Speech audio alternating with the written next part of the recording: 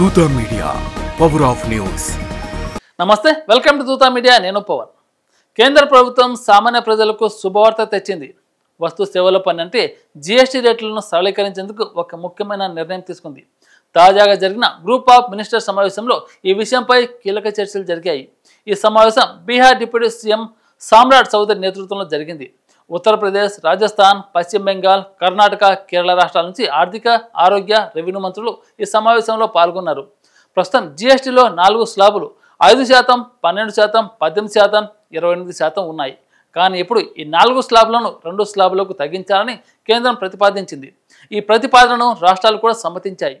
కొత్త జీఎస్టీ నిర్మాణం ఎలా ఉంటుందంటే 5% స్లాబ్ అవసరమైన వస్తువులు, సేవలకు అంటే మెరిట్ విభాగాన్ని వర్తిస్తుంది.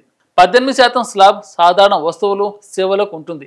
ఇక లగ్జరీ వస్తువులు, సిగరెట్లు, మద్యం వంటి సీన్ గుడ్స్కు 40% ప్రత్యేక రేటును విధించనున్నారు. ఈ మార్పుతో పన్ను విధానం మరింత సులభంగా, పారదర్శకంగా వృద్ధిని ప్రోత్సహించేలా మారుతుందని కేంద్ర ఆర్థిక మంత్రి నిర్మలా సీతారామన్ వివరించారు.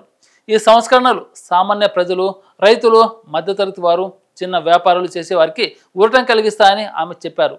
ఈ కొత్త నిర్మాణంలో పెద్ద మార్పులు ఏమిటంటే ప్రస్తుతం 12% స్లాబ్లలో ఉన్న సుమారు 99% వస్తువులు 5% స్లాబ్కు మారుతాయి. అలాగే 28% స్లాబ్లో ఉన్న 90% వస్తువులు 18% స్లాబ్కు వస్తాయి. దీనివల్ల చాలా వస్తువుల ధరలు తగ్గే అవకాశం ఉంది. ప్రజలకు ఆర్థిక భారం తగ్గుతుంది. ఉదాహరణకు ఎలక్ట్రానిక్స్ వస్తువులు లేదా రోజువారీ వాడుక వస్తువులు ధరలు తగ్గవచ్చు. దీనివల్ల వినియోగం పెరిగి ఆర్థిక వ్యవస్థకు ఊపు వస్తుందని నిపుణులు అంచనా వేస్తున్నారు. మరో ముఖ్యమైన నిర్ణయం ఏమిటంటే ఆరోగ్య, జీవిత బీమా పాలసీలపై జీఎస్టీ మినహాయింపు ఇవ్వాలని కేంద్రం సూచించింది. ఈ ప్రతిపాదనకు రాష్ట్రాలు ఎక్కువగా మద్దతు తెలిపాయి. కానీ ఈ మినహాయింపు వల్ల ప్రభుత్వానికి సంవత్సరానికి సుమారు 9,700 కోట్ల రూపాయల ఆదాయ నష్టం వస్తుందని అంచనా. ఈ లాభం నిజంగా వినియోగదారులకు చేరేలా ఇన్సూరెన్స్ కంపెనీలను నియంత్రించేందుకు ఒక విధానం అవసరమని రాష్ట్రాలు సూచించాయి. 2023-24లో ఆరోగ్య బీమా ప్రీమియంలపై 8,222 కోట్ల రూపాయలు, రీఇన్సూరెన్స్ ప్రీమియంలపై 1,484 కోట్ల రూపాయల జీఎస్టీగా వసూలైందని గణాంకాలు చెబుతున్నాయి. ఈ సిఫార్సులను సెప్టెంబర్లో జరగనున్న జీఎస్టీ కౌన్సిల్ సమావేశంలో చర్చించి ఆమోదం పొందిన తర్వాత అమలు చేస్తారు. ఈ మార్పులు ఈ ఆర్థిక సంవత్సరంలోని అమల్లోకి వస్తాయి. ప్రజలకు దీపావళి బహుమతిగా ఈ ఊరట లభిస్తుందని ప్రధానమంత్రి నరేంద్ర మోదీ తన స్వాతంత్ర దినోత్సవ ప్రసంగంలో చెప్పారు. ఈ సంస్కరణలు 3 ముఖ్య లక్ష్యాలపై దృష్టి పెడతాయి. నిర్మాణాత్మక మార్పులు, రేట్ల సరళీకరణ, జీవన సౌలభ్యం. ఇవి వస్తువుల వర్గీకరణ వివాదాలను తగ్గించడం, ఇన్వర్టెడ్ డ్యూటీ స్ట్రక్చర్ను సరిదిద్దడం, వ్యాపార సౌలభ్యాన్ని పెంచడం వంటి లక్ష్యాలను కలిగి ఉన్నాయి. ఈ మార్పుల వల్ల చాలా వస్తువుల ధరలు తగ్గే అవకాశం ఉంది. ఉదాహరణకు 12% స్లాబ్లో ఉన్న సైకిళ్ళు, వాటర్ బాటిల్ వంటి వస్తువులపై పన్ను 5%కు తగ్గవచ్చు. ఇది సామాన్య ప్రజలకు ఊరట కలిగిస్తుంది. అయితే లగ్జరీ వస్తువులైన హెయిర్ డ్రైయర్, బ్యూటీ ఉత్పత్తులపై పన్ను 18% నుంచి 28%కు పెరగవచ్చని పశ్చిమ బెంగాల్ ఆర్థిక మంత్రి సూచించారు. సిగరెట్లు, గ్యాస్తో నడిచే డ్రింక్స్ వంటి వస్తువులపై 35% కొత్త స్లాబ్ ప్రతిపాదనను ప్రభుత్వం విరమించుకుంది.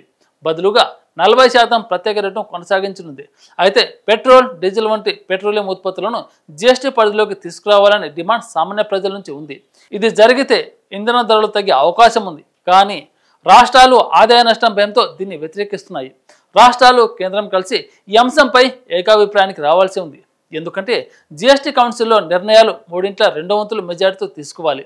ఈ సంస్కరణలు ఆర్థిక వ్యవస్థను బలోపేతం చేస్తాయని, వినియోగాన్ని పెంచుతాయని నిపుణులు భావిస్తున్నారు. యూబీఎస్ సెక్యూరిటీస్ నివేదిక ప్రకారం ఈ రేటు సరళీకరణ రాబోయే 2 నుంచి 3 త్రైమాసికాలు గృహ వినియోగాన్ని పెంచుతుందని అంచనా వేస్తుంది. ఈ నిర్ణయాలు జీఎస్టీ వ్యవస్థను మరింత సులభతరం చేసి ప్రజలకు ఆర్థిక ఊరట కలిగిస్తాయని అందరూ ఆశిస్తున్నారు.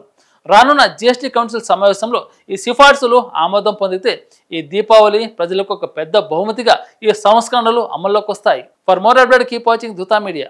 Thank you. For more updates please subscribe Dootha media.